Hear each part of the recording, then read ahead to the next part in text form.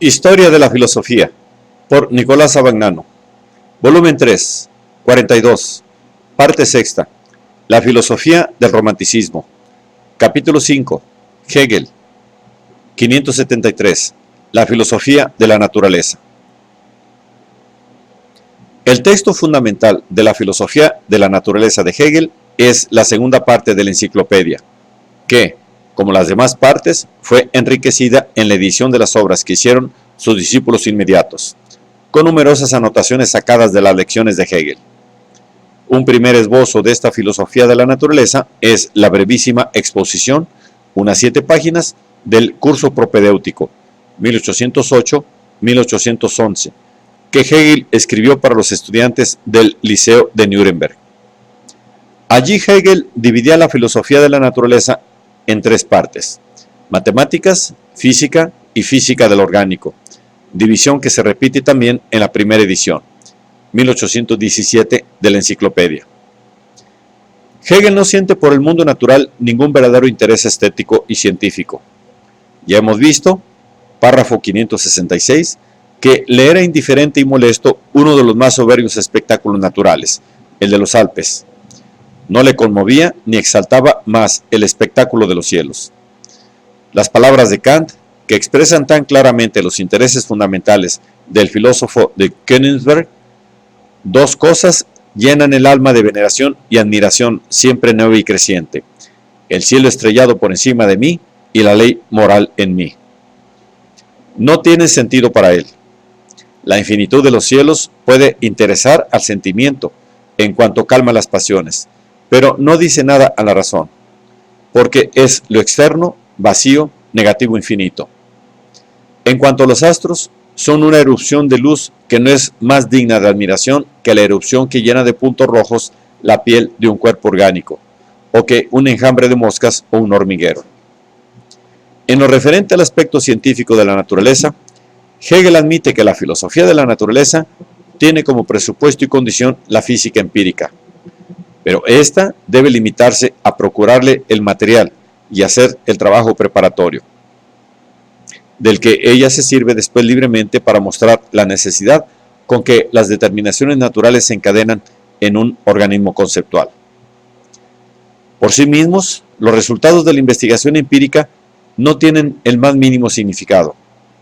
Si la física, dice Hegel, debiera fundarse en percepciones y las percepciones no fueran otra cosa que datos de los sentidos, el procedimiento de la física consistiría en el ver, escuchar, oler, etc., y aún los animales serían, en este caso, en este aspecto, físicos.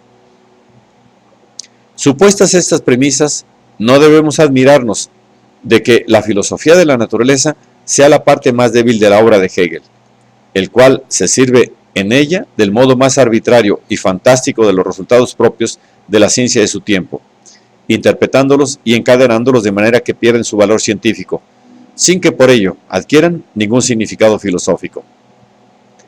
El concepto de naturaleza desempeña, sin embargo, en la doctrina de Hegel una función importante y no podría ser eliminado sin eliminar toda su doctrina.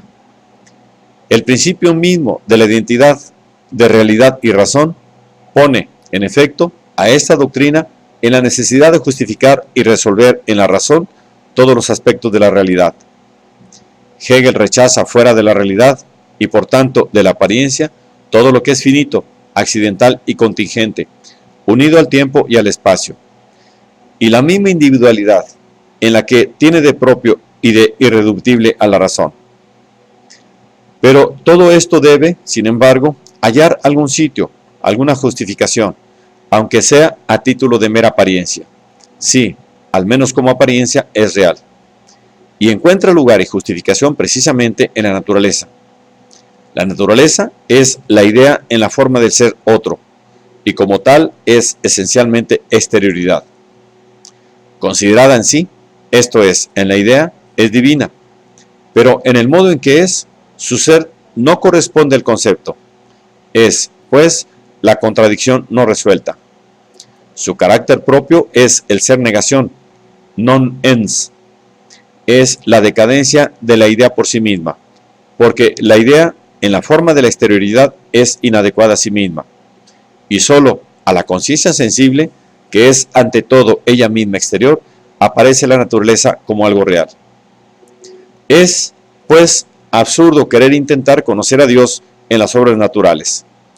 Las más bajas manifestaciones del espíritu sirven mejor para este fin. En la naturaleza, no solo el juego de las formas se abandona a una accidentalidad sin regla y sin freno, sino que cualquier forma carece por sí del concepto de sí misma. La cúspide a que nos impulsa la naturaleza en su existencia es la vida, pero esta, como idea solamente natural, está sujeta a lo irracional de la exterioridad, y la vitalidad individual, en todo momento de su existencia, está en pugna con una individualidad distinta de ella. Mientras, en toda manifestación espiritual hay el momento de la relación libre y universal consigo misma. Hegel habla de una impotencia de la naturaleza, como si la naturaleza no fuese la idea misma, que no puede ser impotente, y reconoce que la filosofía encuentra en esta impotencia un límite que le impide su explicación total. La impotencia de la naturaleza pone límites a la filosofía, y lo más inconveniente que se puede imaginar es pretender del concepto que debe entender conceptualmente tales accidentalidades, y, como se ha dicho, construirlas, deducirlas. Parece, en fin, que la tarea es tanto más fácil cuanto más mezquino y más aislado es el producto que se ha de construir. Se pueden buscar ciertamente, aún en las cosas más particulares, huellas de la determinación conceptual, pero lo particular no se agota con aquella determinación. Parecería que en la naturaleza debería haber algo más o de menos que la idea, esto es, que la escueta racionalidad. Qué cosa sea y cómo se puede encontrar en ella, Hegel no lo dice. Las divisiones fundamentales de la filosofía de la naturaleza son la mecánica, la física y la física orgánica.